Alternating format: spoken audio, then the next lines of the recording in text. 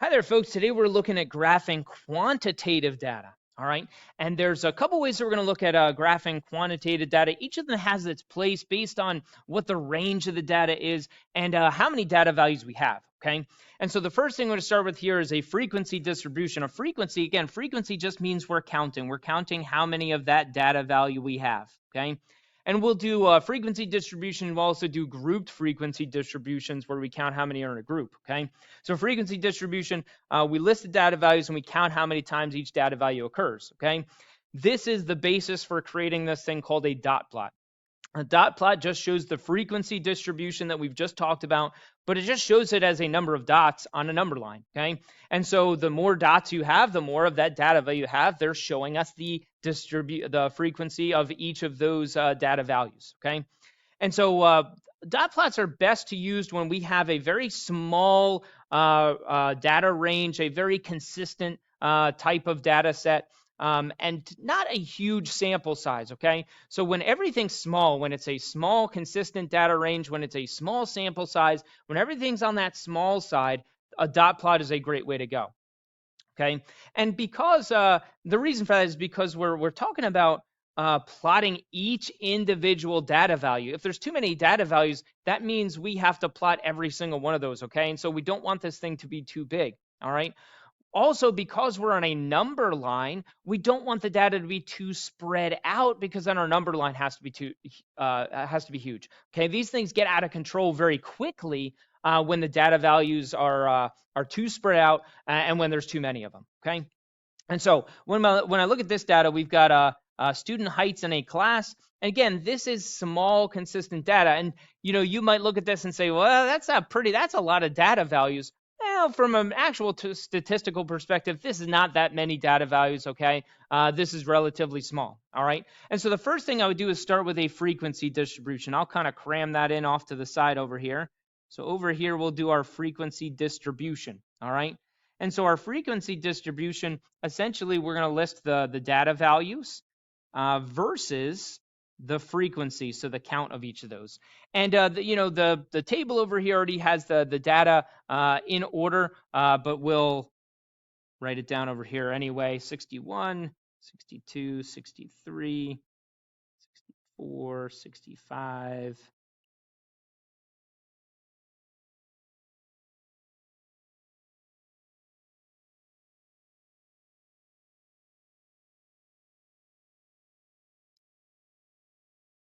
I keep going. Okay, so the frequency distribution, I literally just list all of the data values, okay? So I've listed all the data values over here, so I'm cleaning these up just a little bit because I made a mess of them.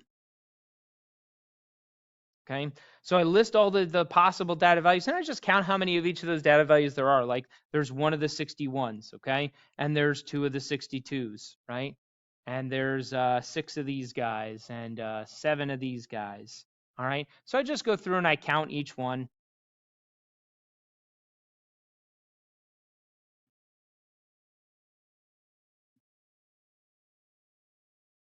And hopefully you're checking me. Gonna count these pretty quickly. But again, simply counting. This becomes a little more difficult when the data is not already organized in order for us. Like this data was set up pretty nicely, all right, which is great. Okay, so I've counted all of those, and now I'm going to do a dot plot. For this dot plot to work, I need to establish a number line. The number line can start and end whatever we want. Just make sure it has all the data values included, okay? So I'm going to create a number line here.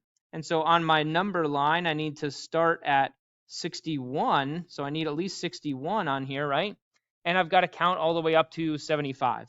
So 61, 62, 63, 64, 65, 66, 67, 68, 69, 70, 71, 72, 73, 74, 75. Okay. And so when we look at this thing, again, I just have to make sure I have all of those listed on here. I could label every single one of these if we want. You don't have to. It's kind of up to us. I counted by 5s essentially, but maybe I'll go back through and label every single one of them. 62,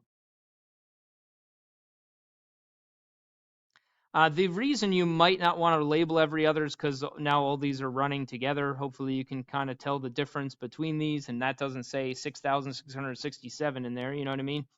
And so labeling, refraining from labeling all of them sometimes is a nice organizational tool, okay? And now the dot plot itself, I simply put the number of dots that represent the frequency for each of these data values. So this one gets 1 dot because there was only one of those. This one gets 2 dots because there were 2 of those. This one gets 6 dots because there were 6 of those. And then 7. Whoops.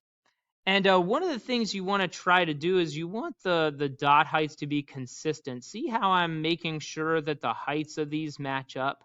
Because just like with a bar graph, we want to be able to kind of compare these things side by side, okay? And so I want this to be very, very accurate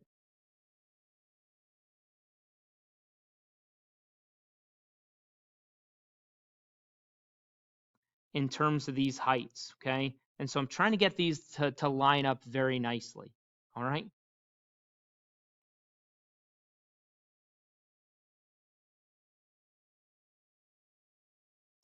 And so I'm being very consistent, very deliberate about my heights.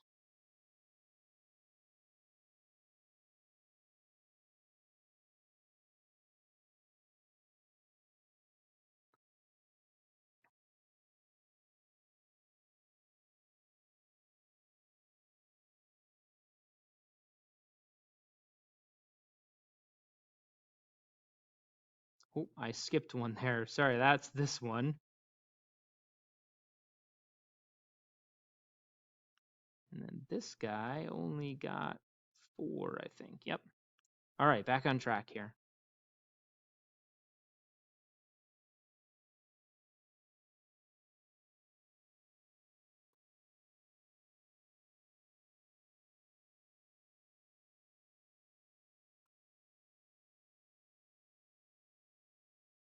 And so hopefully you look at this and say, oh, that pretty much looks like a bar graph, okay? This is essentially our quantitative data version of a bar graph when it's all said and done, okay? Remember, bar graphs are for categorical data.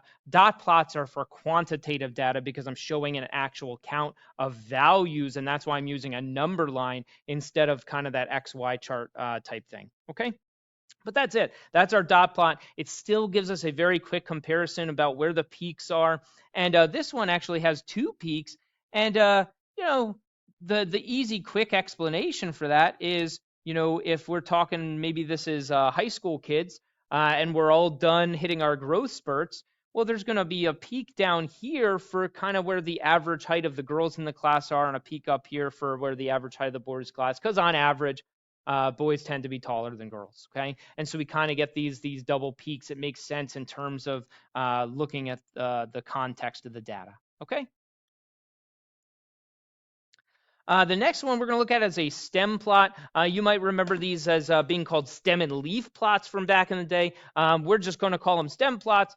And again, the data is displayed and organized based on the digits of the values themselves, okay? And so when we talk about the digits, 45 has a 4 in the tens place and a 1 in the fives place, okay? And so we're talking about the digits themselves, and we're going to organize it that way. We're going to organize it by tens place or hundreds place or so on and so forth, okay?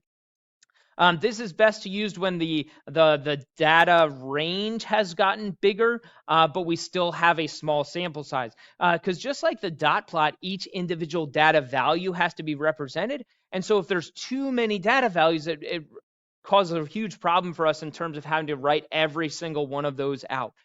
Just like the dot plot, each individual data value is represented in the graph. Same thing goes here for the stem plot, but we're alleviating the issue of the data having to be very close together and concise. Now the data can be more spread out, okay? So still a small sample size, but it's okay if they're more spread out.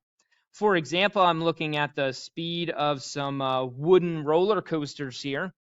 And so when we look at this, I look at this data and it's more spread out than what we had before. It goes from 45 to 73. So it's a bit of a bigger gap from the top to the bottom here.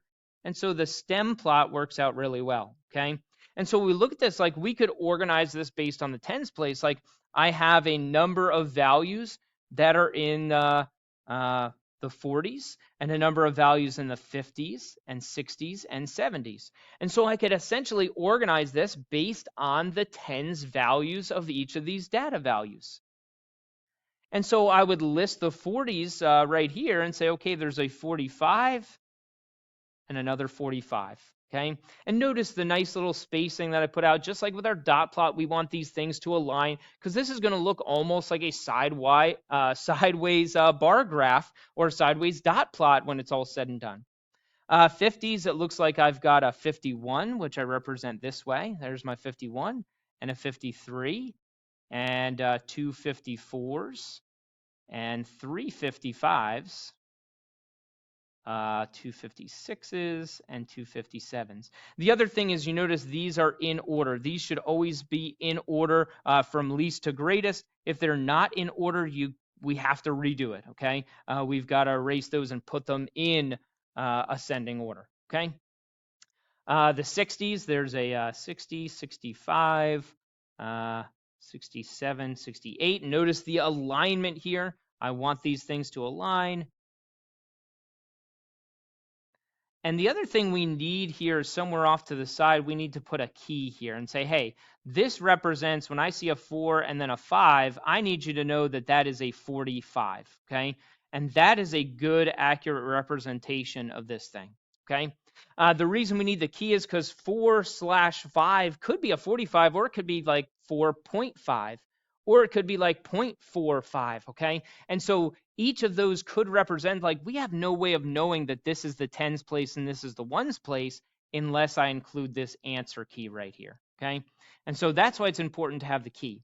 The other thing is this data looks very, very condensed. I might want to do something called a split stem plot. Like maybe I want to split up the 40s and split up the 50s and split up the 60s. And so I can list the same stem more than once. So like I might list the 5 twice, the 6 twice, and I'm only going to need one of the 7s. But essentially, I would do this. I would do the first half of the 45s with the first 4 and the second half of the second 4. In this case, I only have the second half, so like this is still the 5s. But like the 50s are now split, so I would do the 51s through 54 for the first 5, and I would do the 55 through 59 for the second 5, okay? And so it essentially just splits this up, and it gives me a little bit more shape, a little bit more context to this thing by splitting these up, and so I don't have that one category that's much bigger than all the rest, okay? Same thing here, 0, this would be a 5, 7, and an 8, and then 0, 2, 3. It just gives me a slightly different look, a slightly different shape to the data by splitting those up a little more, okay? And especially if the data is a little too condensed, I still have the same key here. If the data is a little too condensed, I might have like, 2 or 3 categories where everything's crammed into one category and I want to split this up a little bit more. That's when I might want to jump to a split stem plot. This one's pretty good either way. I'd say the split stem plot is a little bit better. Okay.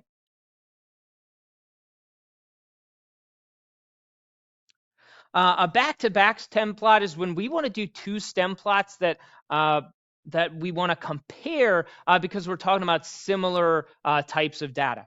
And so for this one, I have the men's and women's ages from the 2004 Olympic gymnastic team. And so what we're going to do is we're essentially just going to share the stems, okay? And so when we look at this organizing by data, if I use the tens place, I've got ones and I've got twos, and I have a 3 for my tens place, okay?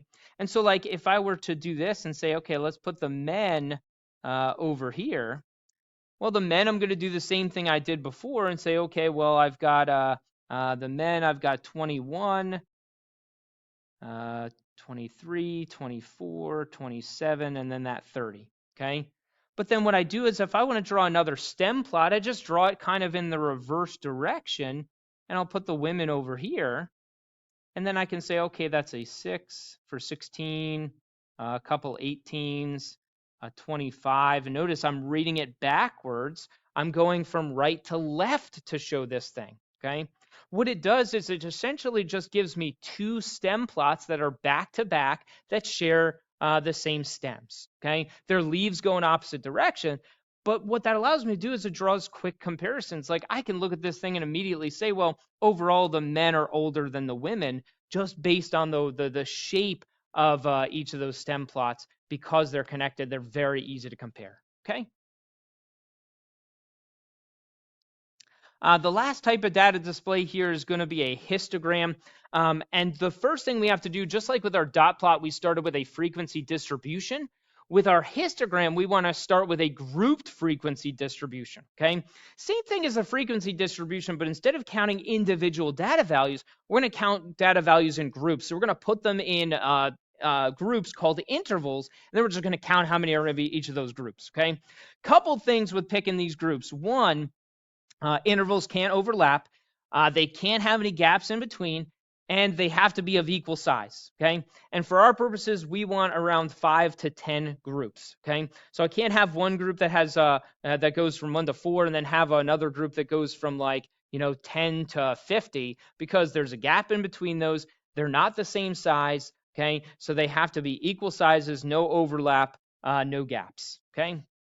And then a histogram is basically a graph that displays the data from the frequency table, all right? But what we do is it's kind of like a bar graph, but those bars have to touch. And again, that's a representation that there's no gaps in between that data. We're treating that bottom line, the x axis like a number line, sorry. And so there's no gaps in between. There's those data values are connected where one interval stops, the other one picks up. Okay. So this is best to use when the data range is very high, where the range of the value is very high. And it's fine to use when there's a lot of data values. Okay. So this one's kind of the catch all and works really, really well no matter what. Okay. For example, I've got the speed of steel roller coasters this time.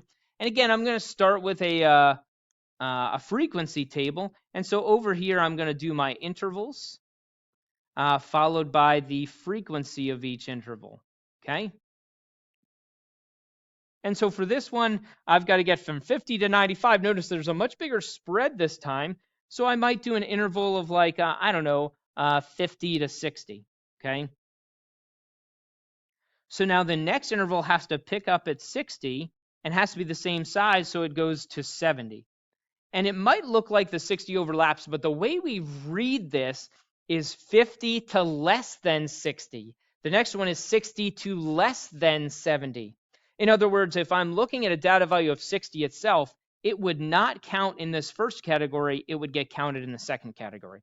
Okay, because again, that first category is 50 to less than 60, so not including the 60. The next one is 60, including the 60, to less than 70, not including the 70. Okay, and so that's how we kind of read this thing as we move forward. Okay, the next one would be 70 to less than 80, 80 to less than 90, and then 90 to less than 100.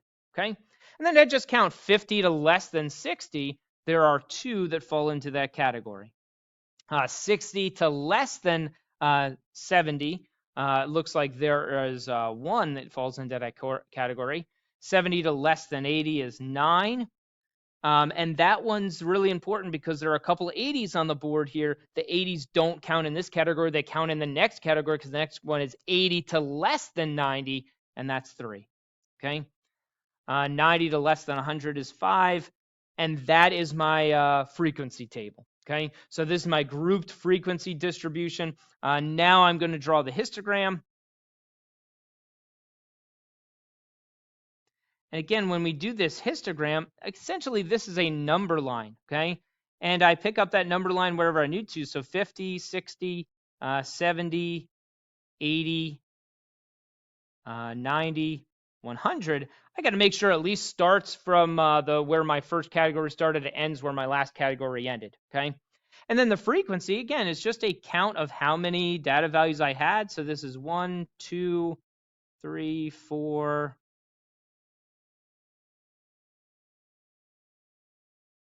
And I just counted essentially by twos there. I put the little tick mark in for every other. And then when I look at this thing, I just draw a bar that goes to that frequency. So this group right here had a frequency of 2. And then picking right up at the 60, this group had a frequency of 1. Picking right up at the 70, this group had a frequency of 9. But it's kind of showing that this is a continuation. Picking right up at that 80, this had a frequency of 3. Picking right up at this guy, this had a frequency of 5. Okay? But it's showing that these values are connected. There's no gaps in between, which is why the bars are connected. And once again, just like with our bar graph, I would shade each of these in. Just makes the readability of this thing much, much nicer, a little bit easier to see.